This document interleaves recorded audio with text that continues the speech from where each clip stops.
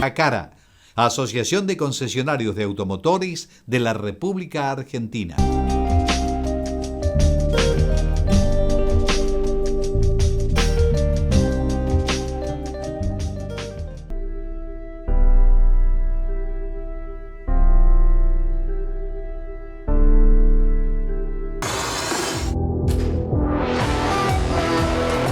Peugeot 208.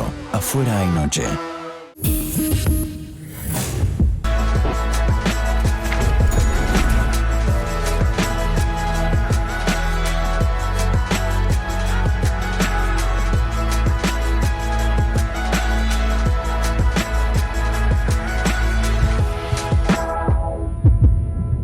Reserva tu pasaje en andesonline.com. Andes Líneas Aéreas. Ahora todos pueden volar.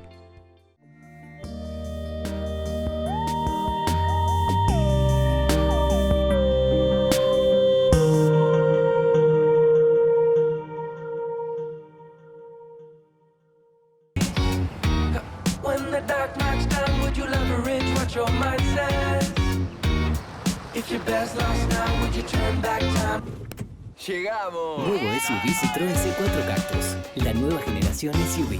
Citroën. Y volvemos. Y evidentemente faltando una semana apenas para las PASO, vamos a hablar un poquitito de lo que puede llegar a ocurrir. Y en última instancia, más que lo que puede llegar a ocurrir, que eso es secundario en este caso en particular, por la nota que queremos hacer, ver alguna que otra connotación respecto de lo que uno percibe, lo que está ocurriendo con estas elecciones en particular. Está con nosotros Graciela Romer, y independientemente de darte las gracias por venir, el otro día, escuchándola en una nota, percibí un comentario realmente que se identificaba con lo que yo sentía respecto de la elección en particular. Y Graciela decía en esa nota que, dejando de lado las encuestas, el problema era de sensaciones, de algún modo, un clima distinto que no tenía nada que ver en particular. Ella no quería referirse a la encuesta, sino a percibir qué es lo que siente la gente, algún sentimiento distinto en lo que podía significar estas elecciones.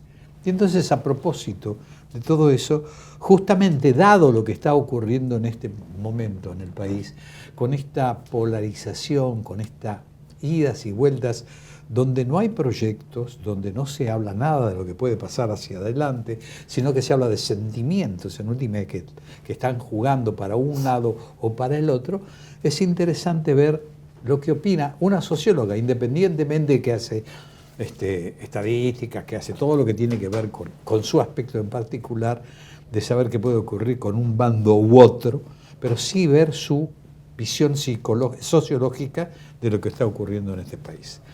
Gracias por venir, ya he vuelto a decirte, y gracias, ese es el aspecto que me gustaría que me analices. A ver, yo te diría que por supuesto es importante cada elección y sobre todo cada proceso electoral, pero especialmente aquellos que tienen que ver con los cambios, digamos, de las máximas figuras, digamos, de autoridad en un país, que son las elecciones presidenciales, en el caso de los presidencialismos. Por supuesto que genera, no es igual que cualquier otra elección y que genera de alguna manera cierto cambio, ¿no? En el contexto de los humores sociales. Pero yo diría que en realidad yo no veo cosas muy distintas en esta elección, más bien veo dos cosas que se entrecruzan. Por un lado, la profundización de expectativas, orientaciones, demandas y dudas de los argentinos, pero al mismo tiempo veo otra cosa que le entrecruza, que tiene que ver con los cambios que se están produciendo en el mundo. Y no hay independencia entre uno y otro. Si vos me preguntás, la batería de sensaciones que uno ve, más allá de las encuestas y en función de los distintos segmentos poblacionales que uno analiza, es una profunda incertidumbre. Y esta incertidumbre tiene de alguna manera soportes diferenciales con lo que pasa, ¿sí?, en los países europeos, ¿no es cierto?, los ex países socialistas, en España, en los países nórdicos, etcétera. Pero en última instancia hay algo que los recorre y es la incertidumbre y sobre todo el temor y yo te diría, el malestar de sectores poblacionales que sienten que tienen que pelear, ¿sí?, para poder entrar. Y otros sectores de la población que tienen que pelear, más que pelear, se sienten mal por temor, ¿no es cierto?, a dejar de estar. Si vos me preguntás, ¿qué es lo que dentro de este marco general caracteriza a este contexto electoral? Yo te diría que son dos miedos. Un miedo de aquellos que no quieren volver atrás, ¿sí?, en términos de cuestiones más institucionales, en términos de estilo de gestión, en términos de construcción de poder, etcétera, etcétera. Otro sector que de alguna manera a eso se le suma el temor a dejar de sostener cierto nivel de vida, ¿sí?, que eso está vinculado fundamentalmente con esos sectores, digamos, de clase media, media-baja, que son los más afectados por la crisis económica que viene atravesando el país desde hace algunos años. Y por otro lado, el malestar, la bronca de un sector importante de la población que pelea por entrar al sistema con enorme escepticismo respecto de su capacidad para poder entrar, ¿no? A ver, y dentro te termino un poco haciendo una simplificación enorme de lo que estoy por diciendo. Supuesto. Dentro de estos que pujan por entrar, hay un sector de ellos que son, estoy hablando de los pobres, de ese 30% realmente de pobreza y un poco más, ¿sí?, porque son los pobres y aquellos que están peleando también por no entrar en la categoría de pobre. Pero en el sector de los pobres, a mí lo que me preocupa enormemente, hay un 50% de ellos que tiene menos de 17 años. Y ese sector de pobreza con menos de 17 años, que tiene un componente de pobreza estructural importante, y pobreza estructural quiere decir subalimentación, y subalimentación quiere decir que esto que tenemos, ¿no?, que es nuestro instrumento principal para competir con las máquinas, es imposible de ser aceitado y alimentado lo suficientemente. Cuando yo me identifico bastante con todo lo que estás diciendo, pero estaría pensando en una distinción entre Europa y nuestro país en particular.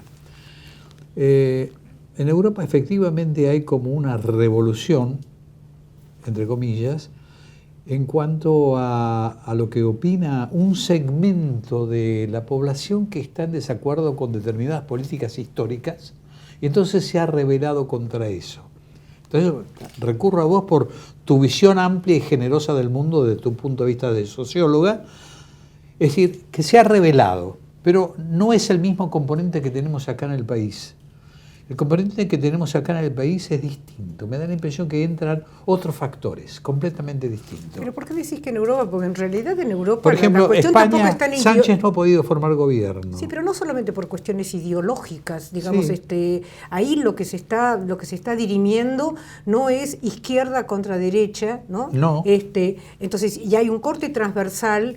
Yo creo que el componente ideológico existe, pero, digamos, el componente ideológico frente a los dramas y las carencias de los estados, digamos, que están hoy ejercitando el dominio territorial por lo poco que queda, digamos, esta capacidad de los estados de dominar territorialmente, pero digamos, los estados cada vez tienen menos recursos, ¿sí?, para acompañar los procesos democráticos y devolverle a la gente realmente lo que la gente espera y demanda de los estados. Y esto es una de las razones por las cuales lo que uno ve en las mediciones más universales sobre estados de la democracia hoy en el mundo, lo que ve es que la desafección o de la desafectación, nunca sé si es desafección o desafectación, pero a mí me encanta la palabra desafección, sí.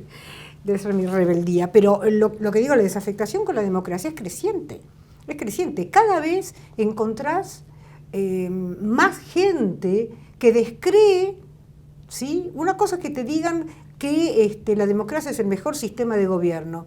Y otra cosa es que crean en la democracia, ¿sí?, como el mejor camino para mejorar la calidad de vida de la gente.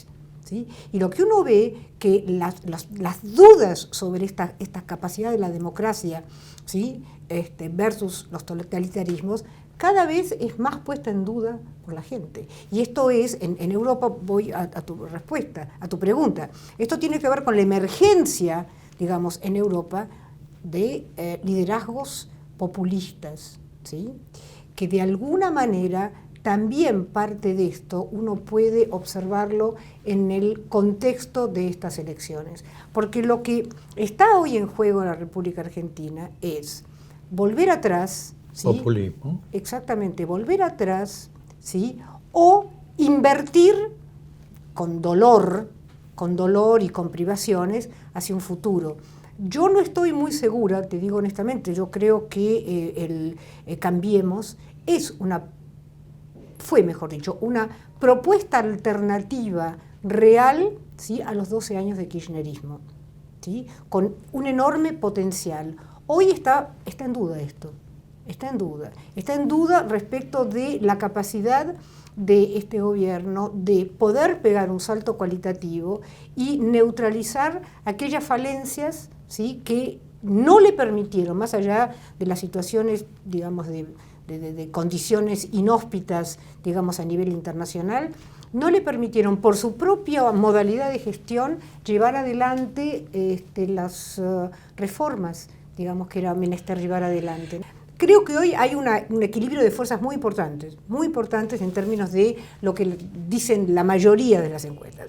Muy probablemente esa diferencia de 8 o 9 puntos que, digamos, obtuvo el Frente para la Victoria con Scioli en el 2015 pueda ser achicado. Y esto tiene una doble lectura. Digamos, esto es muy bueno, pero de alguna manera puede ser muy malo, porque depende no solamente de cuánto sea de espacioso el espacio, sino cuáles sean los valores. Una cosa es el Frente para Todos Cambiemos, o no, ¿cómo se llama? Frente de Todos, Frente de Todos. Una cosa es que saque 5 puntos, pero con un 43%, y otra cosa es que saque, ¿sí?, 5 puntos con un 40% respecto de y esto va a depender básicamente de qué va a pasar con estas terceras fuerzas que aparecen, básicamente la baña, ¿no? Mi estimada Graciela, esperaremos lo que ocurra con este vaticinio y en función de eso conversaremos en alguna otra oportunidad. Con mucho gusto. Te agradezco muchísimo la gentileza de haber venido. No, a vos por invitarme. Y a ustedes nada más, nos vemos el próximo domingo a partir de las 18 horas. Hasta ese momento y muchísimas gracias.